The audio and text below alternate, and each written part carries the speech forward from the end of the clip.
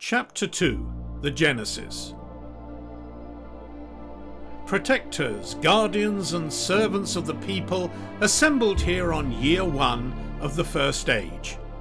You are charged with bringing the safety and security of those who would be deemed not fit to defend themselves.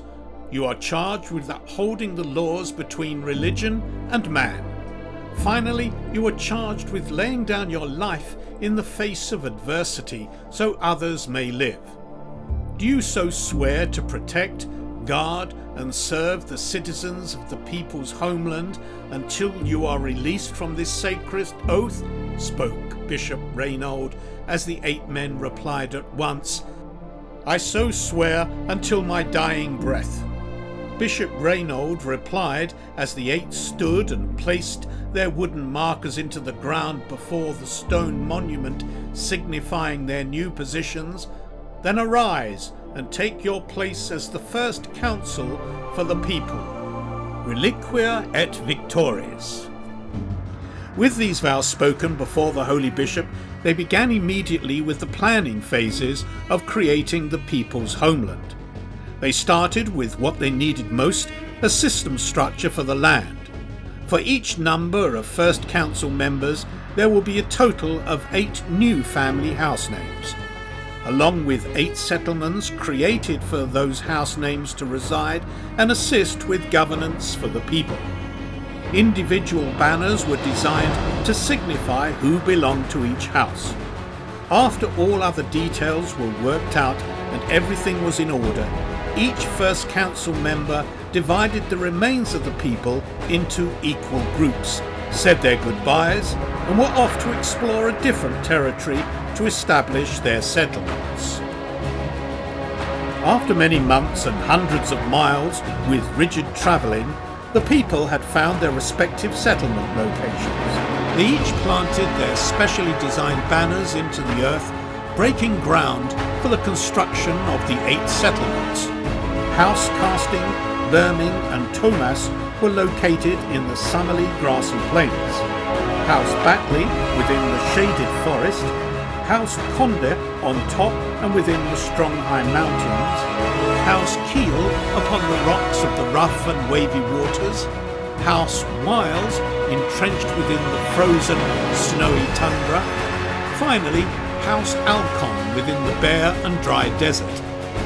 With House Batley living in the forest, they were the sole supplier of the wood and tools that were needed for the settlement's assembly.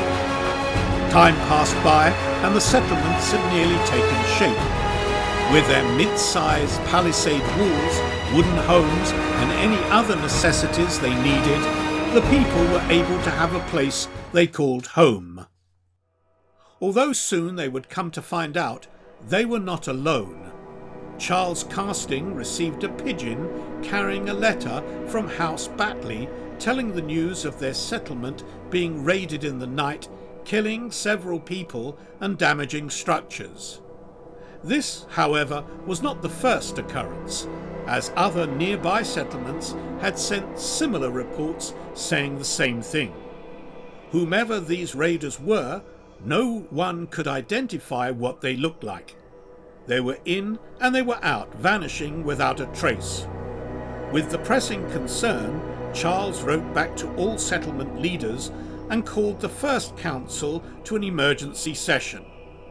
When they finally met, sitting at a makeshift octagon wooden table, the 8 discussed in a closed meeting for days on what was the best way they could assist the people in defending their homeland. After much debate, it was decided that in order to stop these unknown assailants, defence is the best offence.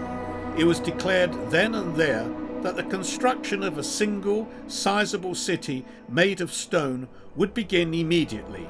Messengers were sent out to each settlement requesting any resource they could acquire. House Conde was the primary supplier of any stone and ore that was needed. Year after year, as the city started to take its glorious form, the mysterious raids started to dwindle. That, however, did not stop the curiosity of the First Council's concerns on who these individuals were. Are they natives to the land? Foreign explorers? Or are Willingham's men here to finish the job? The investigation continued. The day finally arrived after 12 years, with the final stone in place and the first flag raised atop of the keep. The People's City was complete. Standing at 10 stories high, a man-made moat encircling the walls and the creation of a standing militia. They were well on their way to becoming an independent nation, ready to take on any threat that came their way.